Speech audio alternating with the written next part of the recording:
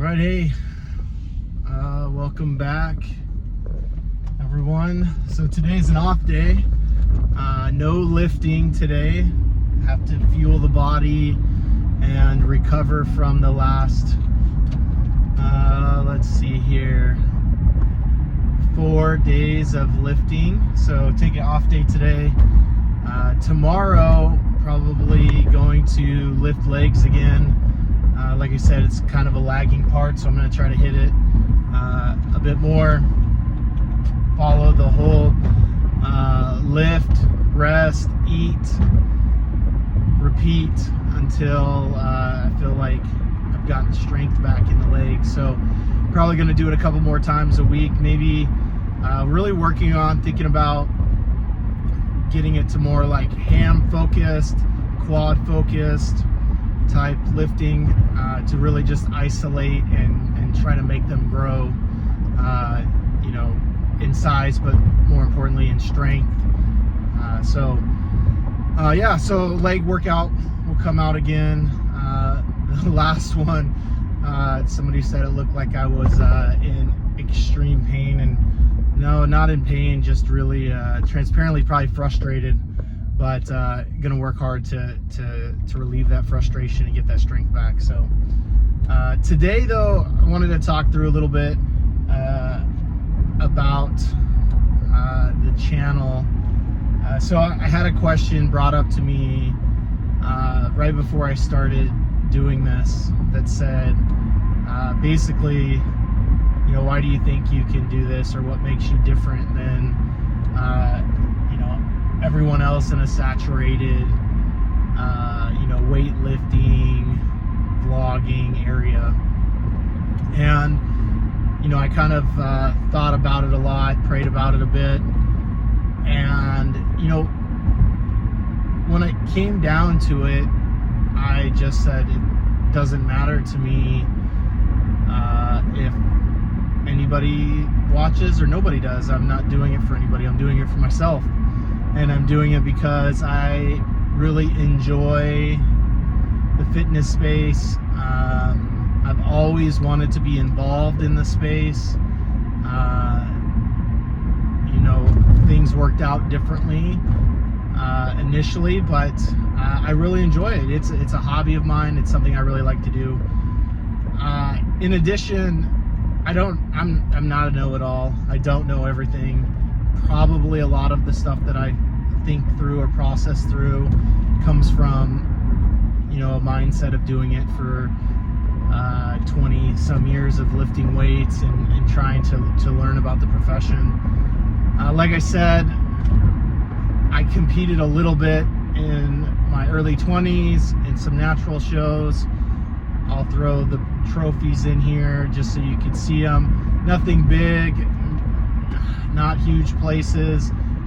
Didn't get to do a lot of those, but I do know what it's like though to really push yourself through a diet while working.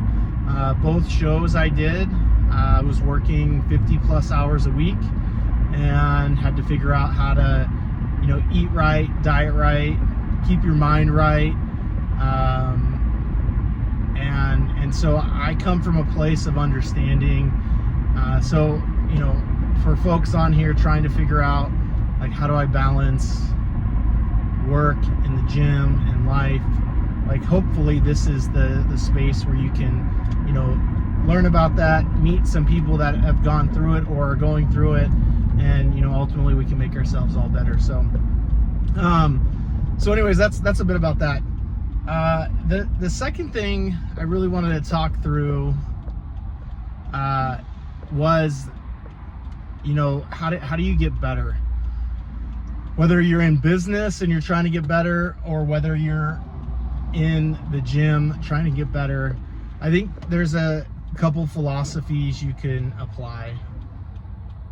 I think the first philosophy is just do it. If you want to get better at something, you have to do it. I mean, there's the whole adage, it takes 10,000 hours to become proficient at something. So do it. If you're wanting to move up in the company you're in, do it. We talked about the 80-20 rule, and you know, it's really the 80-10-10 rule. Focus on the 10%. What do you have to do to be better than them? If you're in the gym or you want to go to the gym, just do it. So tip one is do it. Don't be scared. I learned something a long time ago, and it used to drive me a bit crazy, maybe create a lot of anxiousness. And it was this mindset that people care. People care that I made a mistake, or people care that you know, I'm trying to get better, or this. And to be honest, people don't have time to worry about you. They're trying to just keep themselves in check and keep themselves in a position to be successful, and transparently, like, there's just not enough bandwidth to think about you or think about me. And it really took a lot of reflection. I had to really think through, like, what does that mean? And then I started just thinking about myself, like, do I got time to think about other people? Meaning, like, what do they think? What are they doing? How do I get ahead of them? Like, why did they, like, I didn't. And it took me a while to learn that. So just do it. Let your actions speak for yourself. Create your own self, your own reason, I guess is what I would say. And you know, you're trying to you know, what in my belief, you're trying to honor the Lord with what you do, and you're trying to honor yourself. And everything outside of that really doesn't matter. From a gym perspective, y'all, like, there's this adage of, like, doing the same thing at the same time, the same way every day. And I think if you're just starting off in the gym and you're looking for a way to become consistent, I would just challenge you to write that down and just think about each of those. How do I do this? Like, how do I do this at the same time? How do I do it the same way? And answer those questions. And as you answer those questions, then hold yourself accountable to those. And it doesn't have to be, you know, the same for the whole period of your time lifting, but give yourself an expectation. For the next 6 weeks, I'm going to get up at 5 a.m. 7 days a week, regardless if I'm lifting or not. And I'm going to get up. I'm going to do whatever routine that is you do. Get up, take a shower, use the restroom, brush your teeth, drink some coffee, whatever it is, but just be consistent at it. And maybe 6 weeks later, you decide that 5 a.m. doesn't really work for you. And maybe you're going to try, okay, the next 6 weeks, I'm going to try to, you know, go to the gym at 7 p.m. every night. Okay, cool. Go to the gym at 7 p.m. every night.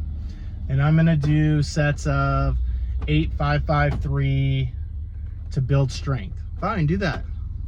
Or I'm going to do 5 sets of 5 to build strength. Fine, do it. Be consistent and do it.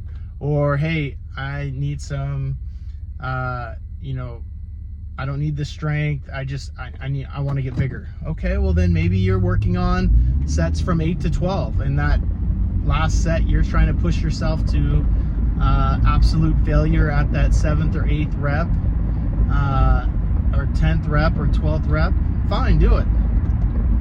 The key is being consistent. And sometimes doing the same thing at the same time, the same way every day is a mindset you have to employ. But ultimately do it.